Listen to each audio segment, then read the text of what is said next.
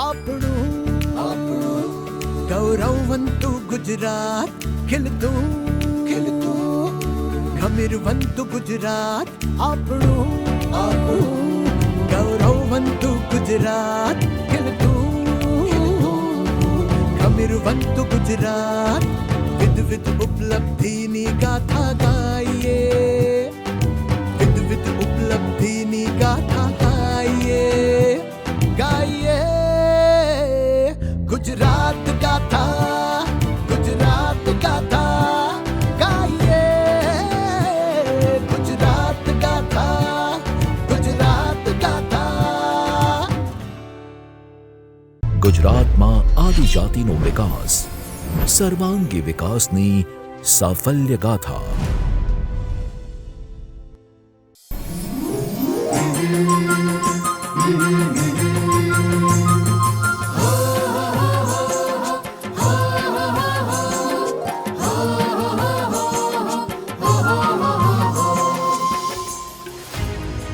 આજે પાક્કી છત તેમના પરિવારની ખુશીઓનું સરનામું છે. આજે તેમનો પોતાનો બિઝનેસ તેમની નવી ઓળખ બની છે. શિક્ષણ તેમના ગામ સુધી પહોંચ્યું છે. તેમના બાળકો સુધી ભણતર સાથે પોષણ પણ પહોંચ્યું છે. અને સાક્ષરતા દરની સાથે વધ્યો છે તેમના બાળકોનો આત્મવિશ્વાસ, જે આજે પોતાના ડોક્ટર, એન્જિનિયર બનવાના સપના સાકાર કરી રહ્યા છે. તો આરોગ્ય કેન્દ્રો તેમના સ્વાસ્થ્ય અને સુખાકારીનો પર્યાય બન્યા છે. મહિલાઓને પોષણ પણ મળી રહ્યું છે અને આત્મનિર્ભર બનવા માટે પ્રોત્સાહન પણ મળી રહ્યું છે. આ છે ગુજરાતના અંબાજીથી ઉમરગામ સુધીના પટ્ટામાં વસતા આદિજાતિ બાંધવોના વિકાસની નવી કેડી. આ વાત છે છેલ્લા 2 દાયકામાં થયેલી આદિજાતિની પ્રગતિની. ગુજરાતમાં આદિજાતિનો વિકાસ, સર્વાંગી વિકાસની સાફલ્ય ગાથા. જી હા, આદિવાસીઓના વિકાસની આ સફર શરૂ થઈ હતી વર્ષ 2007માં, જ્યારે આપણા માનનીય વડાપ્રધાન શ્રી નરેન્દ્રભાઈ મોદી ગુજરાતના મુખ્યમંત્રી હતા. આદિવાસી સમુદાયોના સંકલિત, સર્વાંગી અને સમાવિષ્ટ વિકાસના ઉદ્દેશ સાથે 10 પોઈન્ટ પ્રોગ્રામ તરીકે મિશન મોડ પર શરૂ થઈ હતી વનબંધુ કલ્યાણ યોજના. ગુજરાતના આદિવાસી સમુદાયોને વિકાસના મુખ્ય પ્રવાહ સાથે જોડવા શરૂ થયેલી આ યોજનાથી કેટલાય આદિજાતિ પરિવારોને એક નવી દિશા મળી અને દર વર્ષે સફળતાના શિખરો સર કરતા આ આદિવાસી સમુદાયોના ડેવલપમેન્ટને જોઈને દેશ આખામાં ગુજરાતનો ડંકો વાગ્યો. વનબંધુ કલ્યાણ યોજના આજે સમગ્ર દેશમાં વિકાસને માટે અભ્યાસનો વિષય બન્યો છે. આદિવાસીઓના કલ્યાણ માટે આજ સુધી રૂપિયા તો ઘણા ખર્ચાયા, પરંતુ એની જિંદગીમાં પરિવર્તન ન આવ્યું એની મથામણ બધી સરકારો કરતી હતી, પણ કોઈ સરકારને એનો ઉપાય નહોતો જડતો. આપણને ઉપાય જડ્યો. વનબંધુ કલ્યાણ યોજના એનો ઉપાય છે. મારે આદિવાસી વિસ્તારનો ટુકડાઓમાં વિકાસ નથી કરવો. ટુકડા ફેંકીને મારા આદિવાસીઓને મારે મજબૂરી જિંદગી જીવવા મજબૂર નથી કરવા. મારે એમને પગભર કરવા છે. મારે એમને વિકાસમાં ભાગીદાર બનાવવા છે. મારે એમના બાવડામાં બર પડવું છે, જેથી કરીને પથ્થર પર પાટો મારીને સોનું પકવી શકે એવી મારા આદિવાસીની તાકાત ઊભી કરવી છે. એને ક્યારે હોશિયારી જિંદગી જીવવી ન પડે એના માટેની મેં મથામણ આદરી છે. દેશની આદિવાસી વસ્તીનો આશરે 8.1% હિસ્સો ગુજરાતમાં વસે છે, જે ગુજરાતની કુલ વસ્તીનો લગભગ 14.8% જેટલો હિસ્સો છે. રાજ્યનો આશરે 18% વિસ્તાર, 14 પૂર્વીય જિલ્લાઓ, 48 તાલુકાઓ, 15 પોકેટ્સ અને 4 ક્લસ્ટરના 5800થી વધુ ગામોમાં વસે છે 26 જનજાતિઓ. લગભગ 89 લાખથી વધુ વસ્તી ધરાવતો આ આદિવાસી સમાજ આજે વિકાસના પથ ઉપર મક્કમતાથી ડગમાંડી રહ્યો છે. શિક્ષણથી સજ્જ, આરોગ્યથી સુરક્ષિત, આત્મસન્માન સાથે આત્મનિર્ભરતા તરફ આગળ વધી રહ્યો છે. વિકસિત ભારતના નિર્માણ માટે જનજાતીય ક્ષેત્રોનો વિકાસ પણ ખૂબ જ જરૂરી છે.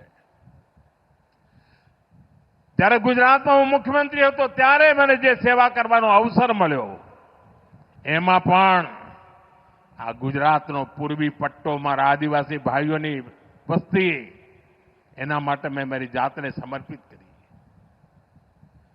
અને ભારત સરકારના કામમાં ગયો ત્યારથી ગયા 11 વર્ષ આદિવાસી સમાજના અભૂતપૂર્વ વિકાસ માટે કામે લાગ્યા છે. ઘણો લાંબો સમય મને ગુજરાતના આદિવાસી ક્ષેત્રોમાં કામ કરવાનો અવસર મળ્યો છે. લગભગ 7 દાયકા પહેલાથી હું ગુજરાતના આખા આદિવાસી પટ્ટામાં રહ્યો છું, કામ કરતો રહ્યો છું. મારા આદિવાસી ભાઈ બહેનોથી અનેક બાબતો શીખ્યો છું. એક એવો સમય હતો કે ગુજરાતના આદિવાસી વિસ્તારમાં ઉમરગામથી અંબાજી 12મા ધોરણની વિજ્ઞાનની શાળા નહોતી ભાઈઓ, એવા દિવસમાં જોયા છે. અને આજે જુઓ, આજે ઉમરગામથી અંબાજી આખા આપણા આદિવાસી પટ્ટામાં અનેક કોલેજ, આઈટીઆઈ, મેડિકલ કોલેજ, 2 તો ટ્રાયબલ યુનિવર્સિટીઓ આજે આદિવાસી ક્ષેત્રમાં કાર્યરત છે. ગયા 11 વર્ષમાં એકલવ્ય મોડલ સ્કૂલોનું નેટવર્ક ખૂબ મજબૂત કરવામાં આવ્યું છે. સાચું આજે દેશભરમાં આદિવાસી સમાજ માટે વ્યાપક કામ થઈ રહ્યું છે. આજે આદિજાતિ વિકાસના વડાપ્રધાનશ્રીના આ સંકલ્પને સાકાર કરવા આદિજાતિ સમૂહોને મુખ્ય ધારા સાથે જોડીને વિકાસને વધુ વેગ આપવા માટે માનનીય મુખ્યમંત્રી શ્રી ભૂપેન્દ્રભાઈ પટેલના નેતૃત્વમાં સર્વજન સુખાય સર્વજન હિતાયના મંત્ર સાથે આદિજાતિ વિકાસ માટે પ્રતિબદ્ધ છે ગુજરાત સરકાર. જ્યારે અમૃતકાળમાં આપણે પ્રવેશ્યા છીએ ત્યારે ભારત વિકસિત ભારત બને અને વિકસિત ભારત માટે વિકસિત ગુજરાત બનાવીએ, એના માટે આપણે સૌ સાથે મળીને આગળ વધીએ. અંબાજીથી ઉમરગામના આખા ટ્રાયબલ બેલ્ટમાં વસતા આદિજાતિ પરિવારોના ચહેરા પર સંતોષનું સ્મિત અને ઇઝ ઓફ લિવિંગમાં વધારો થાય એ જ અમારા માટે સૌથી મોટી મૂડી છે. વિકાસની રાજનીતિથી વડાપ્રધાન શ્રી નરેન્દ્રભાઈએ વનબંધુઓના હોલિસ્ટિક ડેવલપમેન્ટનો રાહ ગુજરાતના વનબંધુ વિકાસથી દેશને બતાવ્યો છે. આઝાદીનો આ અમૃતકાળ આવનાર વર્ષોમાં આદરણીય નરેન્દ્રભાઈના નેતૃત્વમાં દેશના વનબંધુઓ આદિજાતિઓના સમગ્રતાએ વિકાસનો અમૃતકાળ બનશે. જી હા, અંબાજીથી ઉમરગામ સુધી વસતા આદિવાસીઓને પાણી, આરોગ્ય, શિક્ષણ અને રોજગારી જેવી પ્રાથમિક સુવિધાઓ મળી રહે એ લક્ષ્ય સાથે તેના માટે વનબંધુ કલ્યાણ યોજના, વન અધિકાર અધિનિયમ, સમરસ છાત્રાલય, સંકલિત ડેરી વિકાસ, દૂધ સંજીવની યોજના જેવી અનેકવિધ યોજનાઓ બનાવવામાં આવી છે. અને આદિવાસીઓના સર્વાંગી વિકાસના આ જ વિઝનના કારણે આજે આદિજાતિ બાળકોનો ડ્રોપઆઉટ રેટ ઘટ્યો છે અને તેમને આધુનિક સુવિધાઓ સાથેના વર્ગખંડોમાં સ્માર્ટ બોર્ડથી સ્માર્ટ શિક્ષણ મળે છે. શાળામાં નવા ઓરડાઓ તો બંધાતા જ જાય છે અને વધતી કોલેજો શિક્ષણનો વ્યાપ પણ વધારી રહી છે. શૈક્ષણિક સંકુલો અને શાળાઓના વિકાસથી આદિજાતિના બાળકો શ્રેષ્ઠ શિક્ષણ મેળવે છે. આ શાળામાં મોટાભાગના બાળકો એસટી બાળકો અભ્યાસ કરી રહ્યા છે. સરકારશ્રીનું એક ધ્યેય છે કે આ દરેક બાળકોને જે સુવિધાઓ આપવામાં આવે કે જેને કારણે તેઓ શાળા ન છોડે કોઈ કારણસર, અને એ બધી જ સુવિધાઓનો યોગ્ય બાળકો સુધી પહોંચાડવામાં આવે છે. આ બાળકોના ઉજ્જવળ ભવિષ્ય માટે આ શાળાની અંદર સ્માર્ટ ક્લાસ છે, કમ્પ્યુટર લેબ છે. તે ઉપરાંત અહીંયા આજુબાજુના વિસ્તારમાંથી બાળકો ભણવા આવે છે અને એમના માટે ટ્રાન્સપોર્ટેશનની પણ સુવિધા છે. આદિજાતિની દીકરીઓ પણ શિક્ષણ ક્ષેત્રે માળખાકીય વિકાસના કારણે શ્રેષ્ઠ સુવિધાઓ સાથે ભણે છે. શહેરમાં ઉચ્ચ શિક્ષણના આદિજાતિના બાળકોના સપનાને પૂરા કરવા માટે છે સગવડતાયુક્ત છાત્રાલયોની સુવિધા. અને હવે તો આદિજાતિ બાળકોને મેડિકલ અને એન્જિનિયરિંગ જેવા ઉચ્ચ અભ્યાસની સુવિધા ઘર આંગણે મળે છે. સાથે જ વૈશ્વિક કક્ષાના ઉચ્ચ શિક્ષણ માટે અલાયદી ટ્રાઇબલ યુનિવર્સિટીઝ પણ બની છે. મારું નર્સ બનવાનું સપનું હતું, એટલે મને મારા જ વિસ્તારમાં એક સારી નર્સિંગ કોલેજ મળી છે, એટલે હું રાજ્ય સરકારને દિલથી ધન્યવાદ કરું છું. અને આદિજાતિ લોકોને મળે છે અત્યાધુનિક સુવિધાસભર હેલ્થ સેન્ટર્સમાં જરૂરી આરોગ્ય સુવિધાઓ. આઈટીઆઈ, કેવીકે, વોકેશનલ ટ્રેનિંગ સેન્ટર અને રોજગાર મેળાથી આદિજાતિ યુવાનો પગભર થયા છે. સાથે ઘણા બધા આદિજાતિ લોકોને મળ્યા છે જંગલ જમીનના હકો અને આદિજાતિ ખેડૂતોને એમની મહેનતનું પૂરતું ફળ મળે એ માટે સિંચાઈની સુદૃઢ સુવિધા ઊભી કરાઈ છે. જરૂર પડે ત્યાં પાણીનું ઉદ્વહન કરીને, તળાવો ઊંડા કરીને, ચેકડેમ્સ બાંધીને એમના ખેતરો સુધી પાણી પહોંચાડાય છે. પણ હા, આ ખુશીઓને બેવડી કરવાનું કામ કરે છે એમના માથે બનેલી પાક્કી છત. ક્યારેક દૂર દૂર સુધી પાણી ભરવા જવાની તકલીફને દૂર કરીને આદિજાતિ પરિવારોના ઘર સુધી પહોંચાડ્યું છે નળથી જળ. પહેલાં અમારા ગામમાં પાણીની સુવિધાઓ નહોતી, ત્યારે મારા દાદી, મારા મમ્મી એ લોકો ઘણા દૂર સુધી કૂવાઓથી કે બોરથી પાણી ભરવા જતા હતા. પણ જ્યારથી રાજ્ય સરકારે અમને ઘર સુધી પાણીની સુવિધા પૂરી પાડી છે, ત્યારથી અમને ઘણી રાહત મળી છે. અમારો સમય બચે છે અને શ્રમ પણ ઓછો થયો છે. તેથી અમે લોકો સારો એવો સમય બીજા કાર્યોમાં ફાળવી શકીએ છીએ. અમે આદિવાસી વિસ્તારના ખેડૂત છીએ. પહેલાં અમે ચોમાસામાં જ એક પાક લેતા હતા, એના બદલે હવે સિંચાઈનું પાણી અમારા ખેતરો સુધી આવે છે, તો અમે 3 પાક લઈ શકીએ છીએ, જેથી કરીને અમારી આવકનો સ્ત્રોત વધ્યો છે. અમારા ઘર અને ખેતરો સુધી પાણી પહોંચાડીને રાજ્ય સરકારે અમારું જીવન સરળ બનાવ્યું છે. તેની માટે રાજ્ય સરકારનો ખૂબ ખૂબ આભાર. ખુશી તો એ વાતની છે કે એક સ્વિચ ચાલુ કરીએ એટલે ઘર ને જીવન બંને રોશન થઈ જાય છે. કાચા રસ્તા અને ધૂળની ડમરીઓની જગ્યાએ આજે વાહનોની સાથે જિંદગી પણ પૂરપાટ દોડે એવા પાકા રસ્તાઓ છે. એમને દુનિયા સાથે સીધા જોડવામાં હવે જરાય તકલીફ નહીં પડે, કારણ કે બાકી રહેલા આદિવાસી વિસ્તારોને પણ આવરી લેવામાં આવશે મોબાઈલ કનેક્ટિવિટીથી. અને હવે આદિજાતિ વિકાસની આ યાત્રા આમ જ સતત આગળ વધતી રહે એ માટે ગુજરાત સરકાર કરી રહી છે અવિરત પ્રયાસ, જેનું ઉદાહરણ છે આદિજાતિ વિકાસ માટેના આયોજનો.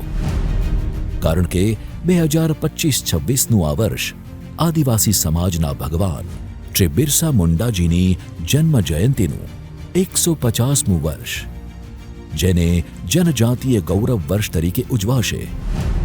ન્યૂ ગુજરાત પેટર્ન યોજના દ્વારા આદિજાતિ વિસ્તારોમાં શિક્ષણ, રોજગાર અને માળખાકીય સુવિધાઓના નિર્માણને મળશે વધુ વેગ. આદિજાતિ યુવાનો માટે પણ હવે સ્વરોજગારીની તકો વધવાની છે, કારણ કે હવે નાણાકીય સહાય માટે બેન્કેબલ યોજનામાં ₹10 લાખ સુધીની લોન ઉપર મહિલાઓને 7% અને પુરુષોને 6% વ્યાજ સહાય મળવાની છે. અમે 150 મહિલાઓ ભેગા થઈને હળદરની ખેતી, રંતાળું, પીંડાળું ની ખેતી કરીએ છીએ અને પેકેજિંગ કરીને વેચાણ કરીને સ્વરોજગાર મેળવીને આત્મનિર્ભર બની છીએ. અમને આદિવાસી મહિલાઓને આત્મનિર્ભર બનાવવા માટે રાજ્ય સરકારનો ખૂબ ખૂબ આભાર. અંત્યોદયની વિચારધારાને વરેલી સરકાર વનબંધુઓના સર્વાંગી વિકાસ માટે સતત કાર્યરત રહે છે, જેનું ઉદાહરણ છે વનબંધુ કલ્યાણ યોજના 2, જેમાં ₹1 લાખ કરોડના ખર્ચે આદિજાતિના વિકાસના વિવિધ કાર્યોને અપાશે વેગ. જ્યાં ધોરણ 1 થી 8ના વિદ્યાર્થીઓને તો એમની સ્કૂલમાં જ શિક્ષણ સાથે પોષણની સંજીવની મળે છે. સાથે જ ધોરણ 1 થી 8માં અભ્યાસ કરતા 12 લાખ જેટલા વિદ્યાર્થીઓને તો ગણવેશ માટે પણ ચિંતા કરવી નથી પડતી. અને ઘરથી સ્કૂલનું અંતર હળવાશથી કપાઈ જાય એટલે તો આદિજાતિની ધોરણ 9માં ભણતી દીકરીઓને વિનામૂલ્યે સાયકલ પણ અપાય છે. જ્યાં પ્રાથમિક શિક્ષણ ઘર આંગણે મળે છે, ત્યાં સરકાર ઉચ્ચ શિક્ષણ માટે પણ આદિજાતિ વિદ્યાર્થીઓને કોઈ તકલીફ ના પડે એનું પૂરતું ધ્યાન રાખે છે.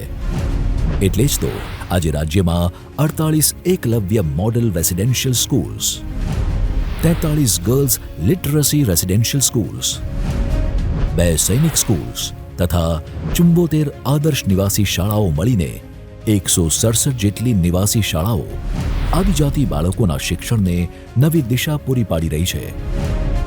અને હવે ડોલવણ, ખેરગામ, નેત્રંગ અને સંજેલી ખાતે શરૂ થનારી એકલવ્ય મોડલ રેસિડેન્શિયલ સ્કૂલ્સ આપશે આ બાળકોના શૈક્ષણિક વિકાસને વધુ વેગ.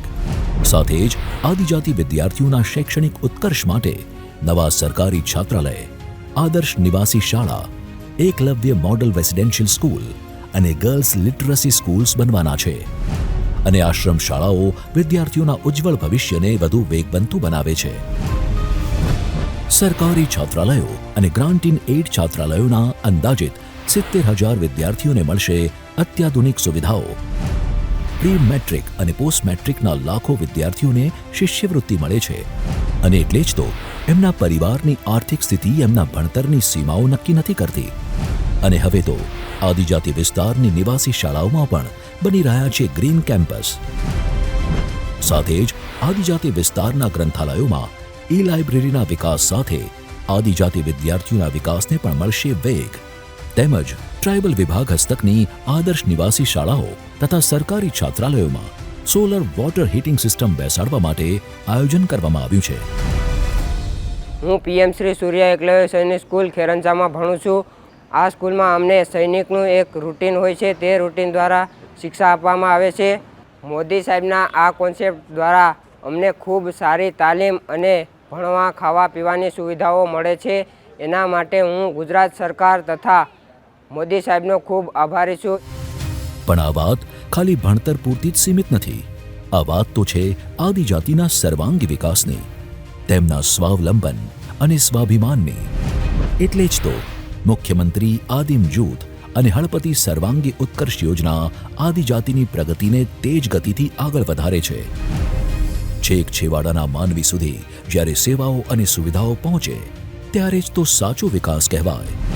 જેનું આગવું ઉદાહરણ છે મુખ્યમંત્રી બોર્ડર વિલેજ સર્વાંગી ઉત્કર્ષ યોજના, જેના દ્વારા બોર્ડર પર રહેલા ગામો સુધી વિકાસનો વ્યાપ પહોંચે છે. તો પરિવાર માટે ઘરના ઘરનું સપનું જોતા પરિવારોને મળી રહી છે વધુ સહાય, જેથી તેમનું સુવિધાસભર એવા પાક્કા ઘરનું સપનું પણ પૂરું થાય. સાથે જ આદિજાતિ લોકોને વ્યક્તિગત ધોરણે આવાસ સહાય પણ મળી રહે એનું પૂરતું ધ્યાન રખાય છે. પહેલાં હું ઝૂંપડપટ્ટીની અંદર પડી રહેતો હતો. ત્યાં મને બહુ જ ચોમાસાની અંદર, શિયાળામાં, ઉનાળામાં મને બહુ તકલીફ પડતી હતી. પણ આજે જે યોજના મળી મને સરકાર તરફથી, તો આજે મને એક પાકું મકાન મળ્યું. તો આજે હું સારી રીતના મારા બાળકોને સારી રીતના રાખી શકું છું અને એમને મોટા કરી શકું છું. અને હા, એક તરફ જ્યાં આદિજાતિ પરિવારોના ઘરો સુધી, એમના ખેતરો સુધી પાણી પહોંચે એ માટે ડાંગ જિલ્લાની જૂથ પાણી પુરવઠા યોજના દ્વારા ડાંગ જિલ્લાના 276 ગામો અને 3 શહેરો સુધી પાણી પહોંચાડવાના પ્રયાસો થઈ રહ્યા છે, ત્યાં બીજી તરફ છેક છેવાડાના આદિજાતિ ગામો અને પરાઓ સુધી પાણી પહોંચે એ માટેનું પણ આયોજન છે. તેમજ આદિજાતિ વિસ્તારના 14 જિલ્લાના 53 તાલુકાના ગામોની આંતરિક પાણી પુરવઠા યોજનાઓની સુચારુ મરામત થાય અને તેનો યોગ્ય નિભાવ થાય તે માટે ગ્રામ પંચાયતો દ્વારા થતી પાણી વેરાની મહત્તમ વસૂલાત માટે પણ પ્રોત્સાહન આપે છે સરકાર. તથા ગામડે ગામ રહેતા આદિજાતિ પશુપાલકોના વિકાસનો નવો અધ્યાય બની છે સંકલિત ડેરી વિકાસ યોજના.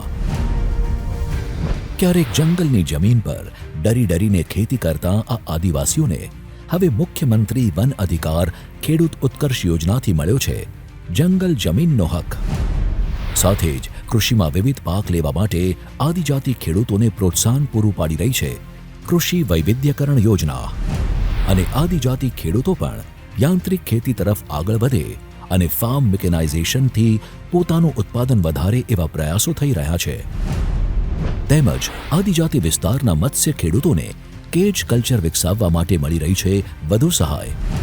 આદિજાતિ વિસ્તારના 53 તાલુકાઓમાં કૃષિ યુનિવર્સિટીઓના સહયોગથી ખેતરની મુલાકાત લઈ પાકનું સ્વાસ્થ્ય જાળવવા માટે તેમજ ઉત્પાદકતા વધારવા આદિજાતિ ખેડૂતો સુધી પહોંચે છે ખેડૂત સુવિધા રથ.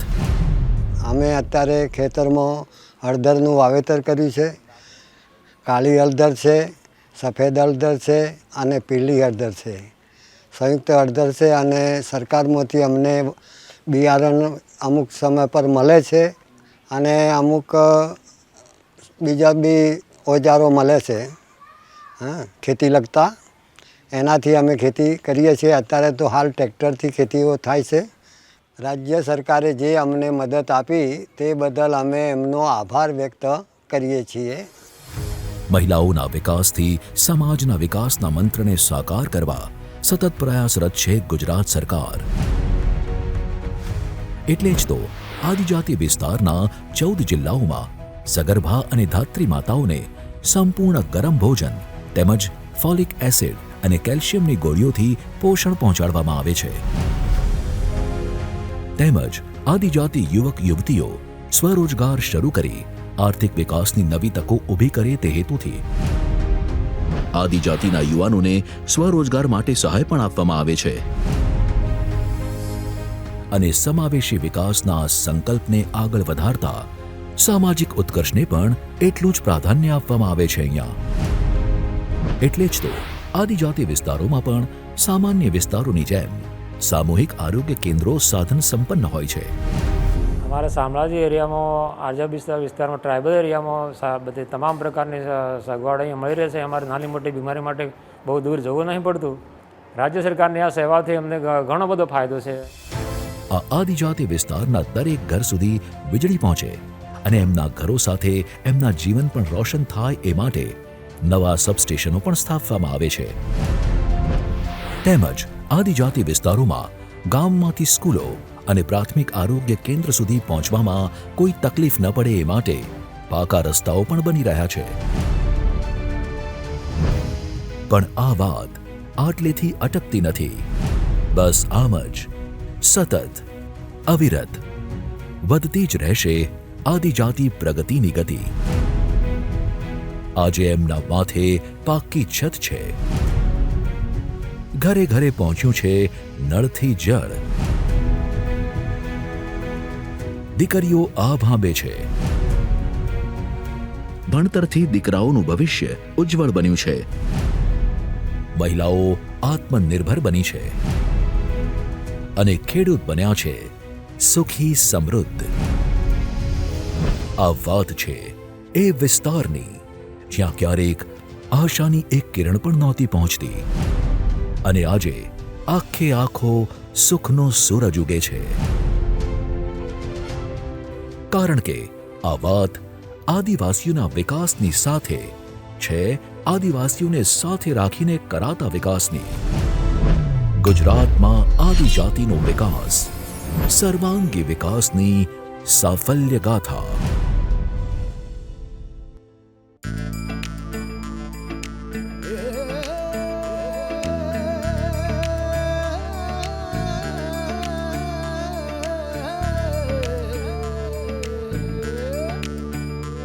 આપણું ગૌરવવંતું ગુજરાત ખીલતું